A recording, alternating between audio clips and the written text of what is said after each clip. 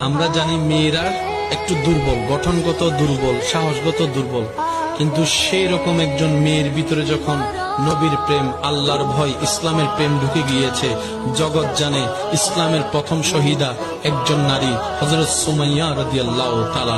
সুমাইয়া রাদিয়াল্লাহু তাআলা কালিমা পড়েছে।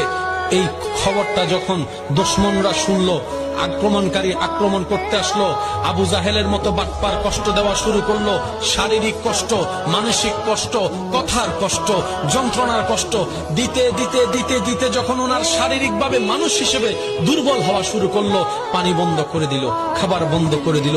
তো মানুষ তো তৃষ্ণা তো লাগবেই, পেট যেহেতু আছে ক্ষুধা তো লাগবেই। তখন খাবার সামনে নিয়ে বলে, সুমাইয়া রাদিয়াল্লাহু তাআলা আনহাকে বলে, যদি তুমি মুহাম্মদকে ছেড়ে দাও, আল্লাহকে ছেড়ে দাও, তোমার জন্য এর চাইতে ভালো খাবার আমরা তোমাকে ব্যবস্থা করে দিব। আর যদি ইসলাম ধরে রাখো, খাবার